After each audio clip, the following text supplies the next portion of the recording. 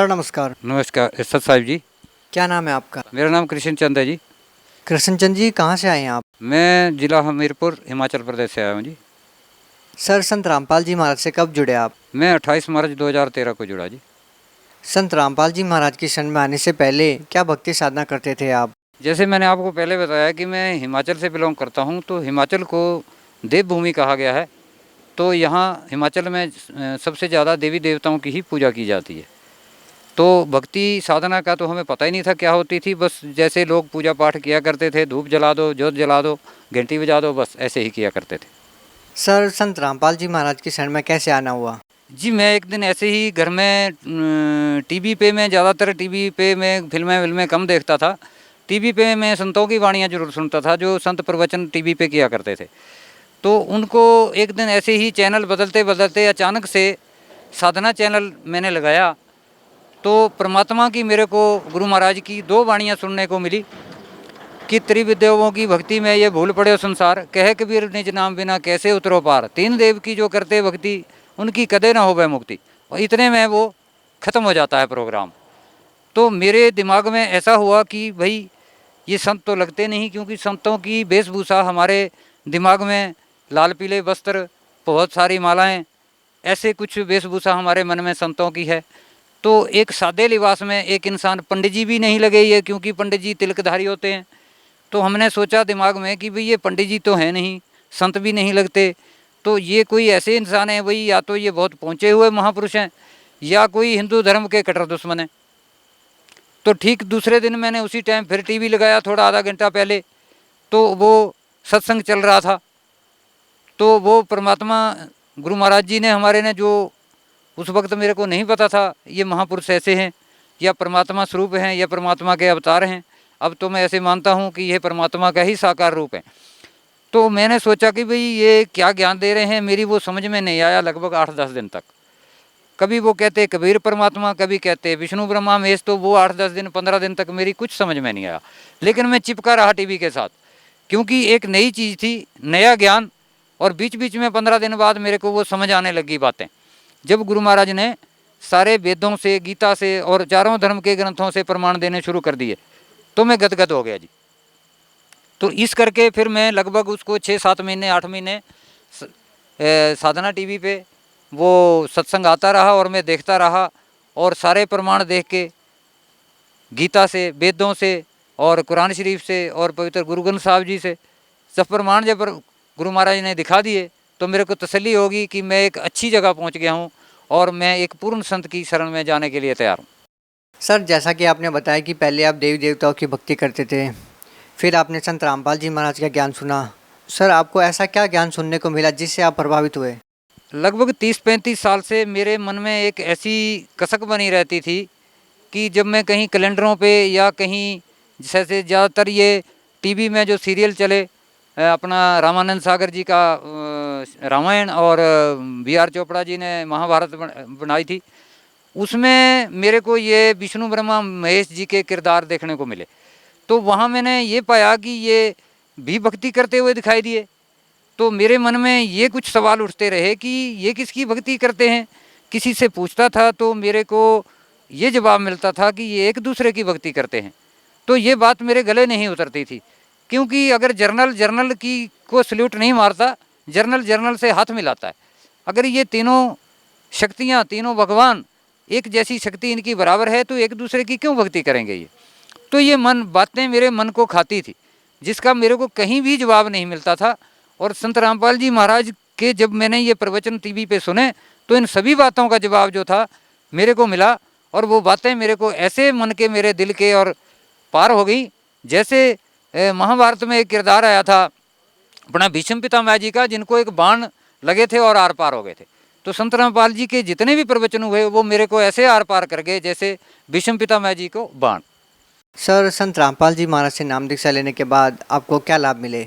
लाभों की गिनती नहीं है जी। सबसे बड़ा लाभ तो ये हो गया कि हमारा ये मनुष्य जीवन सफल हो गया। पता नहीं किन युगों युगों से हम इस भक्ति में लग रहे थे, और परमात्मा ने बताया है कबीर सावर में और सूक्ष्म वेद में भी कि ये कलयुग बीता है जब 5500 पाचा, तब मेरा वचन होगा साचा।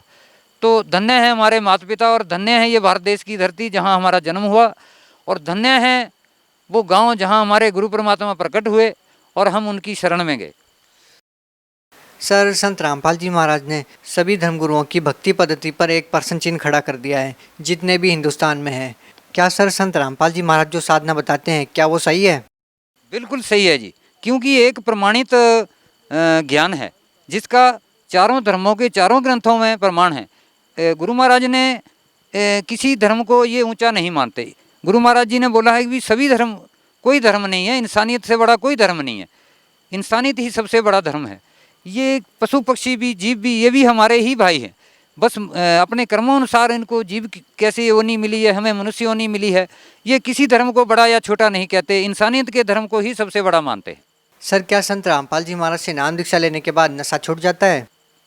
जी, परमात्मा की कोई ऐसी कृपा होती है कि जैसे ही ये इनसे नाम दीक्षा ली जाती है और अगर गुरु महाराज जी से ऐसी अरदास की जाती है, परमात्मा वे नशा बहुत करता था।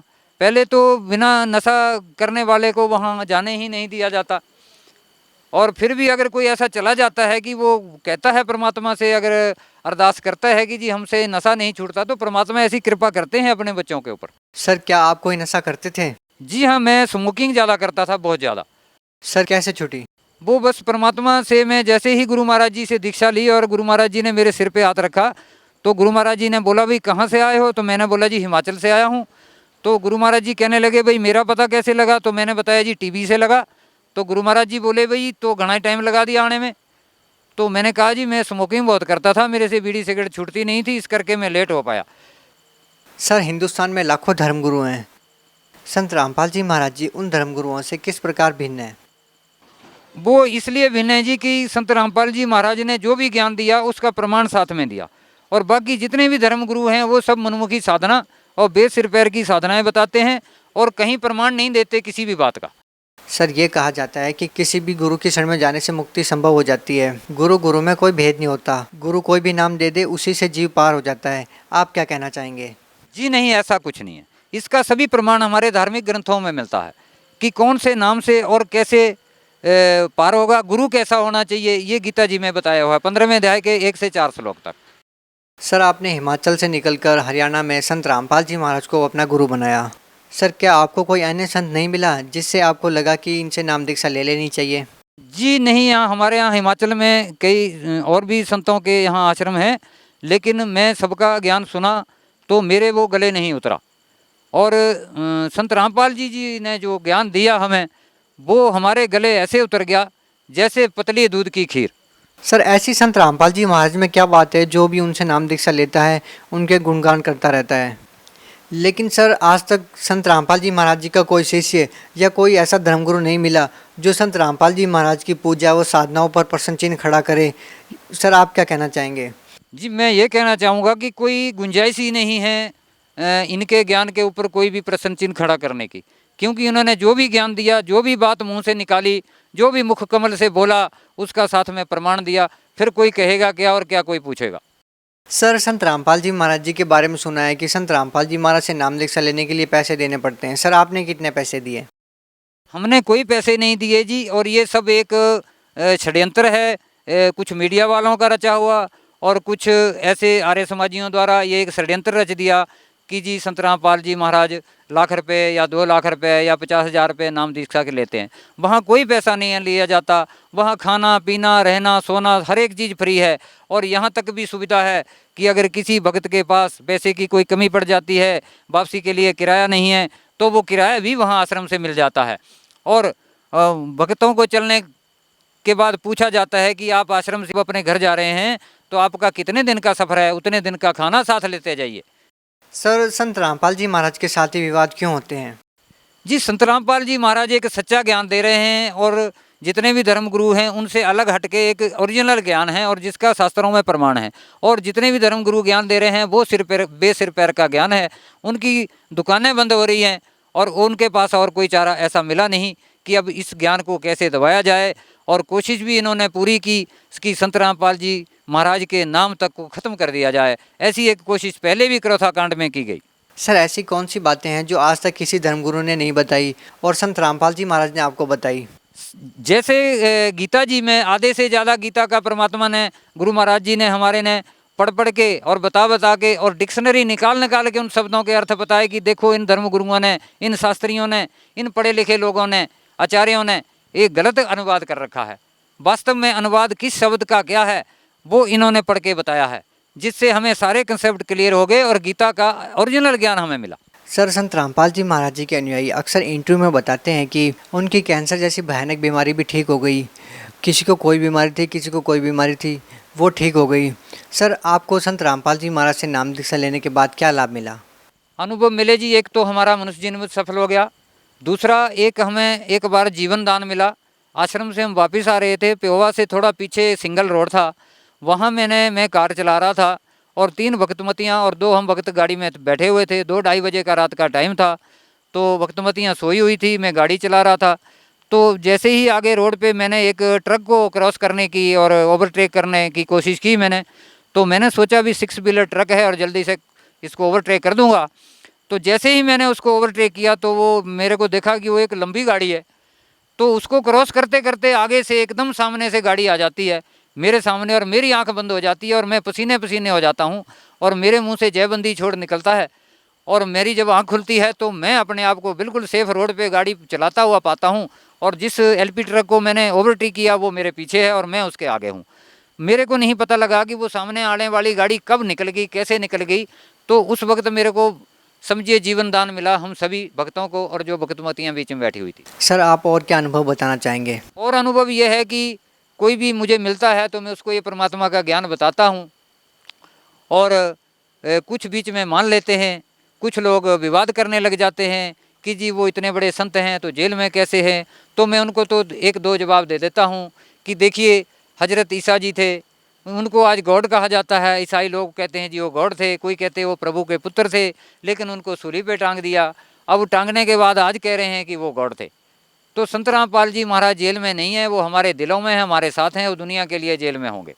सर, कहा जाता है कि संत रामपाल जी महाराज जी देवी देवता की भक्ति छुड़वाते हैं। सर, क्या कहना चाहेंगे? जी छुटवाते किसी की पूजा नहीं है, पूजा कैसे करनी है, उनकी भक्ति कैसे करनी है वो सही ढंग बताते हैं। सर, भगत समाज को क्या संदेश देना चाहते हैं? भगत समाज को मैं ये संदेश देना चाहता हूँ कि अगर कोई भी मेरी इस आवाज़ को सुन रहा हो या देख रहा हो तो मैं उनसे ये कहना चाहता हूँ कि रोज़ शाम को साधना चैनल पे 7:35 से 8:35 तक परमात्मा की अमृत वर्षा होती है। उस अमृत वर्षा का आनंद लीजिए, संत रामपाल जी महाराज के मुख कमल से अमृत ज्ञान सुनिए और फिर उनको अपने वेद शास्त्रों से मिलाइए और देर नहीं कीजिए। ये मनुष्य जन्म बहुत अनमोल है और जल्दी से जल्दी नाम दीक्षा लीजिए। क्या सर, संत रामपाल जी महाराज में आपका अभी भी विश्वास है जबकि आज वो जेल में है? पहले से भी ज़्यादा है जी। क्या लोगों को अभी भी लाभ होंगे अगर वो संत रामपाल जी महाराज से नाम दीक्षा लेते हैं तो? होंगे जी, परमात्मा हर जगह लाभ देंगे, चाहे कहीं चले जाइए। सर, आप एक बात बताइए, संत रामपाल जी महाराज से लोग जुड़े कैसे? वो तो जेल में है। जी संत रामपाल जी महाराज से जुड़ने के लिए जेल में जाने की जरूरत नहीं है। परमात्मा ने ऐसी मौज कर रखी है कि हिंदुस्तान के कोने कोने में नाम दीक्षा केंद्र खुले हुए हैं। तो अगर नहीं पता लगे कि हमारे एरिए में कहाँ नाम दीक्षा केंद्र है तो साधना चैनल पे एक पीली पट्टी नीचे आती है, उस पर एक अपना फ़ोन नंबर लिखे हुए आते हैं, शंका समाधान भी कीजिए उस पर और आप वहाँ फ़ोन करके अपना एरिया बताइए कि जी मैं इस स्टेट से इस एरिया में रहता हूँ, मैं नाम दीक्षा लेने कहाँ जाऊँ। वहाँ से आपको सारा पता मिल जाएगा कि आप कहाँ नाम दीक्षा लेंगे। सर, आपने हिंदुस्तान के हर शहर में प्रदर्शन किए हैं, रैलियाँ निकाली है। सर, आपकी सरकार से क्या मांगे हैं? हमारी सरकार से ये मांग है कि संत रामपाल जी महाराज पे जो भी इल्ज़ाम लगाए गए हैं उनकी CBI द्वारा जांच की जाए और जो भी इसमें जिसकी भी इसमें कमी पाई गई उसको दंडित किया जाए। बहुत बहुत धन्यवाद। सत साहिब जी।